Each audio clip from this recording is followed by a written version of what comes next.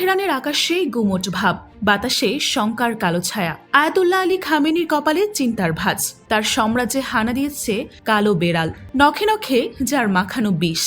ঘড়ির কাঁটা যেই মুহূর্তে সাম্প্রতিক উত্তেজনার ঘূর্ণিতে ঘুরে গেল, ঠিক তখনই শুরু হয় এক রুদ্ধশ্বাস অভিযান।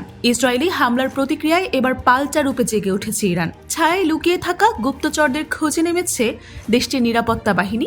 তাদের হাতের ফাঁক গলে আর কিছুই যেন পালাতে পারছে না।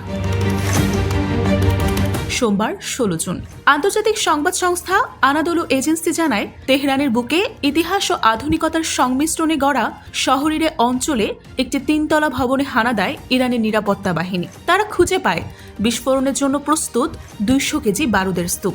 উদ্ঘাটন করে এক গোপন ড্রোন কারখানার দ্বার, যেখানে তৈরি হচ্ছিল যুদ্ধের নীরব পাখি, যার পেছনে নাকি ছায়ার মতো লেগেছিল মোসাদের হাত। তাসনিম নিউজ জানায়, এই ভবনটি ছিল না কোনো সাধারণ গুদামঘর। এটা ছিল যুদ্ধ ও জটিল ষড়যন্ত্রের আঁতরঘর, যেখানে ইসরায়েলি এজেন্টরা তৈরি করছিল ইউএভি ড্রোনের ডানা মিলছিল যুদ্ধের নির্দেশে। একই সঙ্গে আরেক খবরে চমকে ওঠে গোটা ইরান। দুটো পৃথক অভিযানে ধরা পড়ে 2 গুপ্তচর। তাদের কাছ থেকে উদ্ধার হয় বিস্ফোরক, 23টি ড্রোন তৈরির সরঞ্জাম আর লঞ্চার, যেন এক একটি নীরব ঘাতক। প্রতীক্ষায় ছিল ইরানের আকাশে তাণ্ডব চালানোর। আইআরএনএ জানায়, আটকরা স্বীকার করেছে তাদের যোগাযোগ সূত্র ইসরায়েলের গোয়েন্দা সংস্থা মোসাদ। আর প্রেস টিভির ভাষায়, সোমবারে মৃত্যুদণ্ড কার্যকর হয় এক অভিযুক্ত গুপ্তচরের, যার বিচার হয়েছিল সুপ্রিম কোর্টের আইনের চেয়ারে বসে, আর রায় দিয়েছেন দেশের সর্বোচ্চ বিচারক।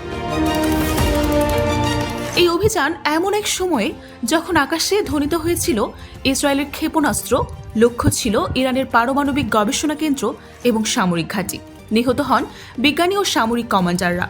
এর পাল্টা জবাবে ইরান ছুড়ে দেয় ব্যালিস্টিক ক্ষেপণাস্ত্র, গর্জে ওঠে প্রতিশোধে। তেহরানে আজও দুলছে সেই প্রতিধ্বনি। এই শহর মোসাদের ছায়াকে ভয় পায় না, ছায়ার মধ্যেই সে আগুন খুঁজে নেয়।